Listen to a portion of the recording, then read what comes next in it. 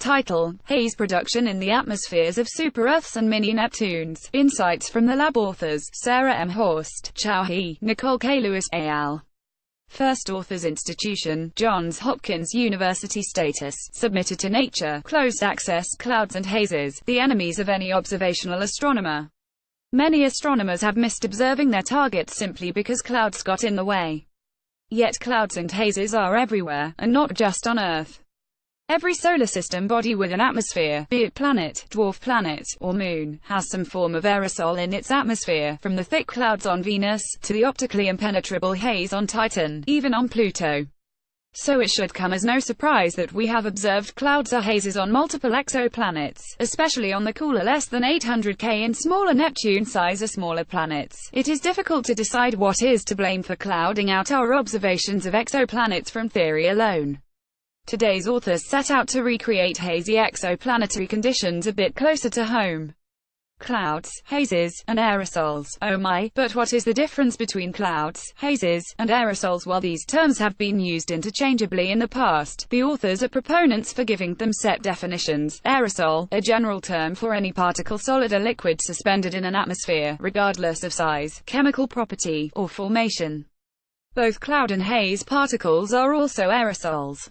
Clouds, solid and/or liquid particles in an atmosphere formed via condensation of atmospheric gases. Example: water clouds on Earth, ammonia clouds on Jupiter or Saturn. Haze, solid particles, in an atmosphere formed by photochemistry, or the breaking apart of molecules and having them combine to form other molecules.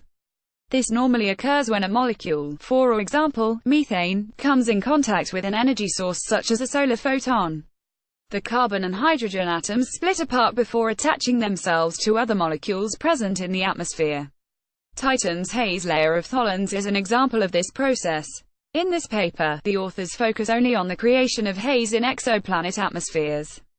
The importance of experimental exoplanetary science. In exoplanetary science, we tend to focus on either the theory or the observations. However, there is another side that often gets overlooked: the laboratory experiments. After all, between the extreme pressures, temperatures, and largely unknown atmospheric compositions, exoplanet atmospheric conditions are difficult to create in a lab. Difficult, but not impossible. As demonstrated by the authors, laboratory experimentation may prove crucial in aiding our understanding of exoplanet aerosols. Aerosols do a fantastic job masking absorption features in a planetary spectrum, leaving us with a flat spectrum, as in the case of Super-Earth GJ1214b Figure 1. Since these solid aerosol particles scatter and absorb multiple wavelengths of light, we are left with no spectroscopic information of their composition. We know that a cloud or haze layer exists, but we don't know what it is made of. Figure 1, the spectrum of GJ1214b with the black points showing the flat observed spectrum compared to several hypothetical models for a pure methane, pure water, and pure carbon dioxide atmosphere. Any absorption features in the atmosphere of GJ1214b are masked by an aerosol layer of unknown composition. Figure 2 in Kradberg al. 2014. Aerosols play a crucial role in the temperature and atmospheric dynamics of a planet. Furthermore, they can create hydrocarbons which are necessary for habitability.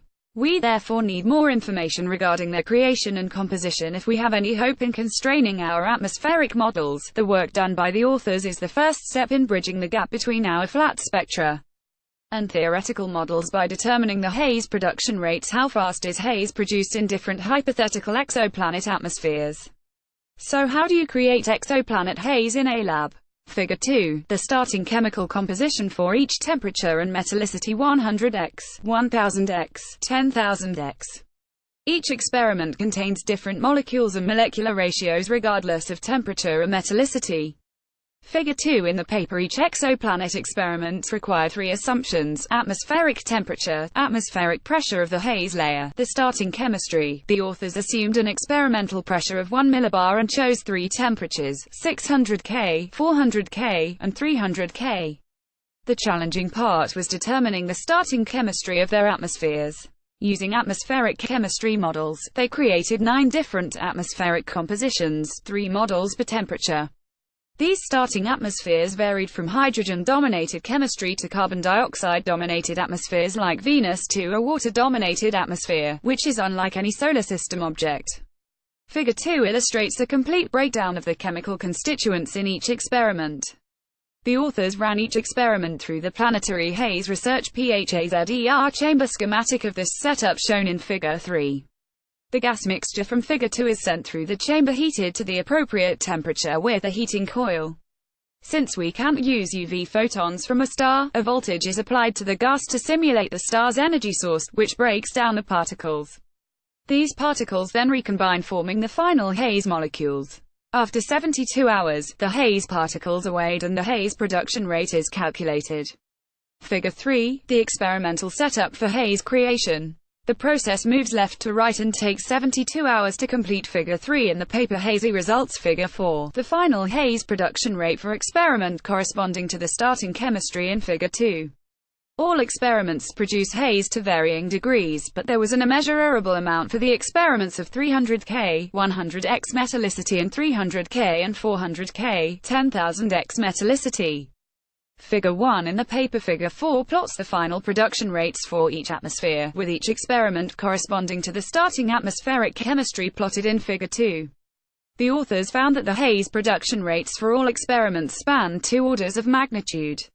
Furthermore, the production rates varied by orders of magnitude for the same temperature.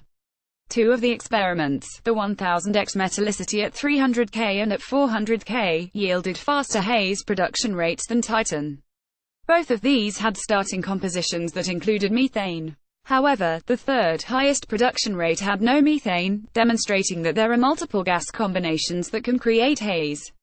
From these experiments, the authors have clearly demonstrated that haze rates, and thus hazy atmospheres, are extremely dependent on not only the temperature of the planet, but also its chemical composition. Unfortunately, we don't know an exoplanet's atmospheric composition prior to planning an observation, which means we still run the risk of observing a flat, cloudy, hazy spectrum. But by combining continued laboratory experiments with better-informed theoretical models, we may yet be able to determine which exoplanets are most likely to have a clear atmosphere, free from hazes or clouds. And with JWST launching in the near future, the knowledge gained from these future experiments will prove invaluable in determining the best exoplanets to observe.